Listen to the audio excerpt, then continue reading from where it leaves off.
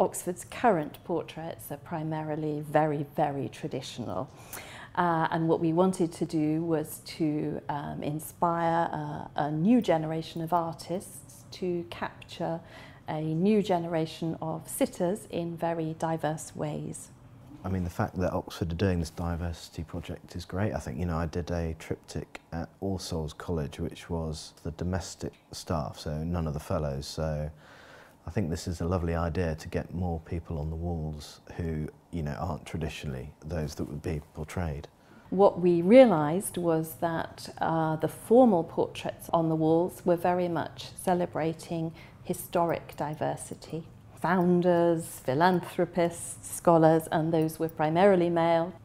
And what we wanted to do was to capture and celebrate a much broader range of diversity in terms of individuals, in terms of the fields of achievement. For me, personally, to have actually been one of the 25 people chosen is amazing. I mean, I wasn't aware I'd even been nominated. So something I never anticipated in my life that would happen to me. So it's great fun and it's a great honour. There's always a drawing underneath kind of every painting, as it were. You know. But this one is quite an intense, highly worked drawing on paper done with pencil, so monochrome. I had wondered whether maybe the artist would just take some photographs and go away. I knew obviously that people did sit for them, but I thought perhaps in the modern age that doesn't happen anymore, but it very much does happen. It must be quite strange for the sitter, you know, at that first instant, just to have someone scrutinising them so closely, you know, it must be very odd.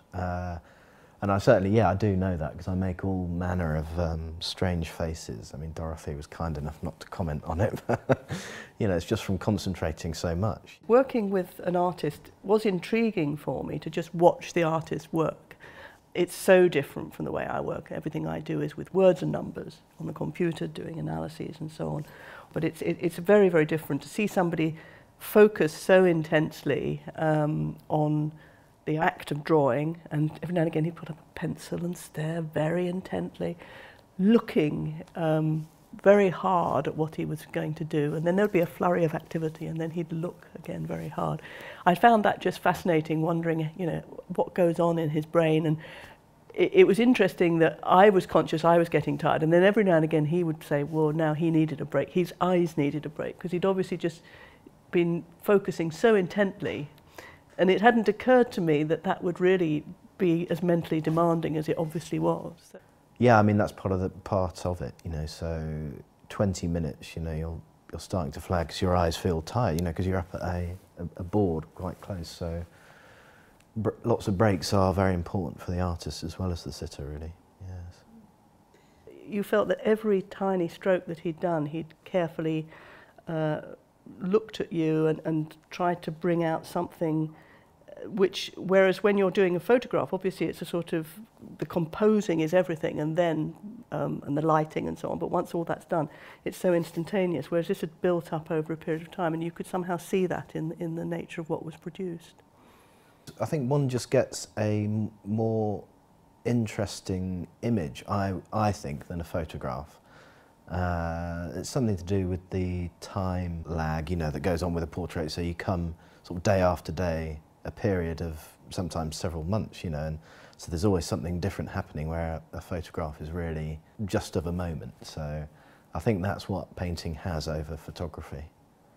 I didn't look at the portrait when the sittings were going on. I thought I'd rather wait until the end, because I thought if I don't like it, I'm going to be sitting there feeling miserable, and the poor artist will probably pick that up. So I thought I'll wait till the end until it's finished. But I'm pleased to say that when I did look at it, I did like it very much indeed. I thought he'd managed to capture something about me, and it felt like me. I also had a very weird feeling that I looked very like my aunt, one of my aunts, who my husband had been telling me I was growing into as I got older. I think she smiled when she saw it.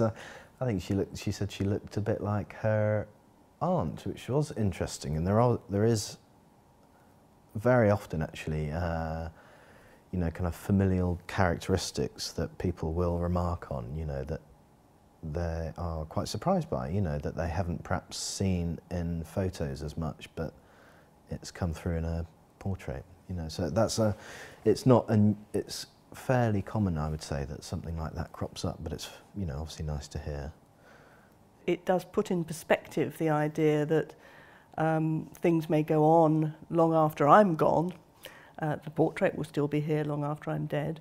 And I guess I'm hoping that some of my scientific work will still be influential after that. But it does make you start thinking it's quite nice to be made to take stock and think ahead and to think, yes, you know, that things are going on into the future. Funnily enough, I haven't in the past tended to particularly go for portraits when I'm looking at art that I like. But who knows, as I get older and after this experience, I suspect I will look at portraits with a slightly different eye.